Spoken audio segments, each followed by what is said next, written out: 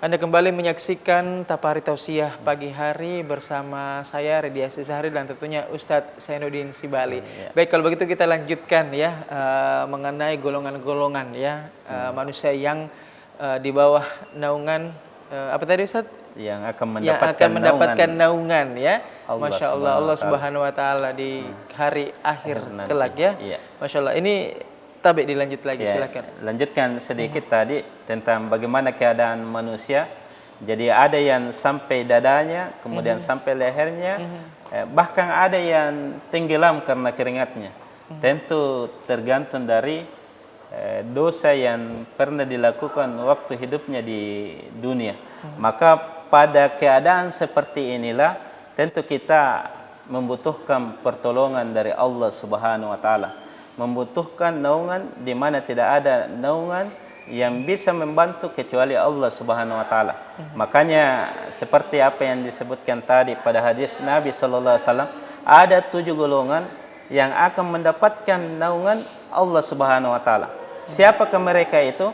Kata Rasulullah Sallallahu Alaihi Wasallam, yang pertama adalah al-imamul adil.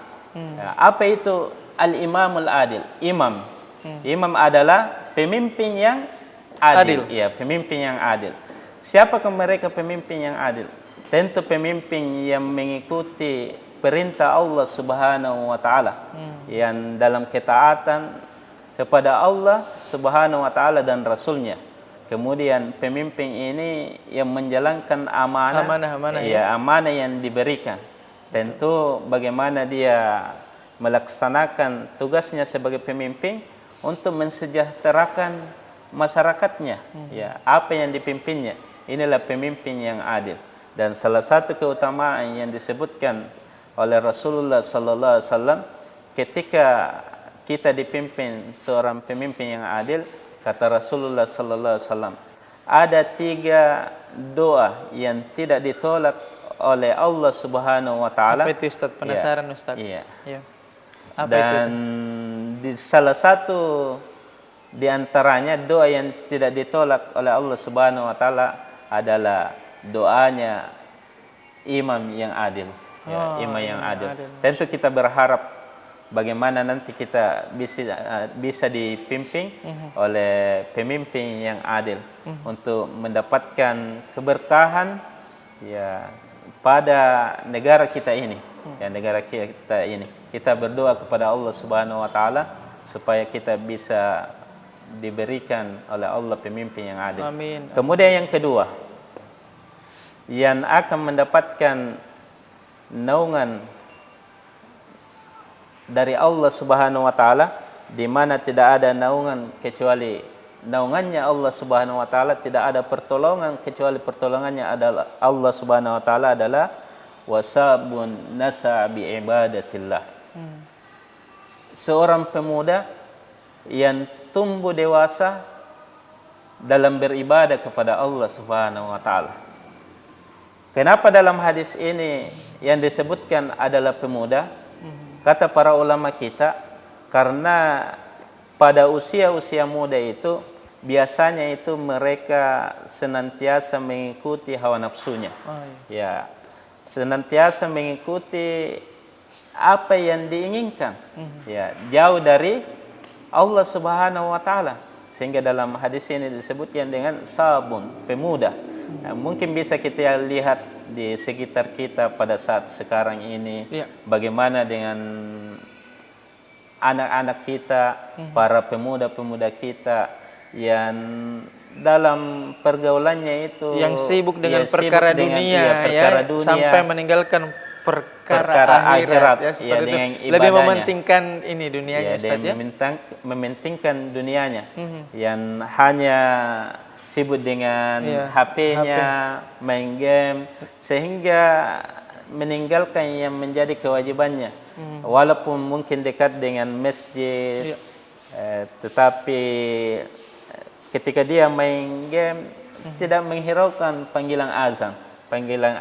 Makanya yang disebutkan di sini adalah pemuda yang tumbuh dewasa beribadah kepada Allah Subhanahu Wa Taala. Makanya ketika ada pemuda yang saat mudanya rajin beribadah kepada Allah Subhanahu Wa Taala, berbakti kepada kedua orang tuanya, rajin menuntut ilmu-ilmu agama, berakhlak mulia, maka insya Allah inilah yang akan mendapatkan naungan pertolongan Allah Subhanahu wa taala pada hari kiamat nanti. Amin. Ya, kemudian yang ketiga, kata Rasulullah sallallahu alaihi wasallam, wa rajulun qalbuhu mu'allakum fil masajid. Dan seorang laki-laki yang hatinya tergantung pada masjid. Kenapa yang disebutkan dalam hadis ini adalah rajulun, bukan yang disebutkan adalah laki-laki bukan perempuan, karena seperti yang kita pahami bahwa yang diwajibkan, yang diharuskan untuk salat di masjid itu adalah laki-laki. Ya, laki-laki. Kan perempuan itu pada Nabi sallallahu alaihi wasallam, pada saat zaman Nabi sallallahu alaihi wasallam itu kan tidak dianjurkan. Ya, tidak dianjurkan seperti bagaimana dianjurkannya para laki-laki. Bahkan ada hadis yang mengatakan bahwa salatnya perempuan itu lebih afdal di rumahnya. Namun ketika para istri-istri atau wanita-wanita ingin salat di masjid, tidak boleh dilarang. Tidak boleh dilarang, apalagi kalau ada kajian-kajian yang bisa kita dengarkan, kemudian menambah ilmunya, yang intinya dan meningkatkan keimanan, keimanan dan ketakwaannya kepada Allah Subhanahu wa taala. Yang intinya dalam hadis ini yang disebutkan adalah warajulun qalbuhu mu'allakum fil masajid. Seorang laki-laki yang hatinya terpaut, tergantung pada masjid. Yang manakah itu adalah orang yang senantiasa melakukan salat berjamaah di masjid. Ya, orang yang senantiasa datang ke masjid. Ya, ketika azan bagaimanapun sibuknya, pasti meninggalkan pekerjaannya untuk pergi masjid melaksanakan salat berjamaah.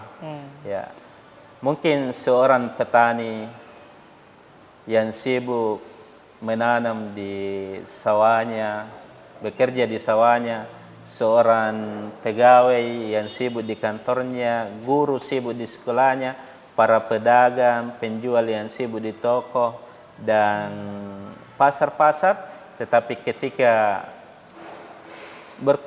azan berkumandang, ya, maka dia meninggalkan semua kegiatannya untuk datang ke masjid. Inilah yang disebut dengan orang yang senantiasa hatinya terpaut dengan masjid, senantiasa mengingat Allah Subhanahu wa taala. Ya, baik, kita akan lanjutkan lagi Ustaz sebentar ya di segmen berikutnya. Pemirsa yang dirahmati Allah Subhanahu wa taala, tetaplah bersama kami, tetap bersama Net TV Sulsel TV masa kini.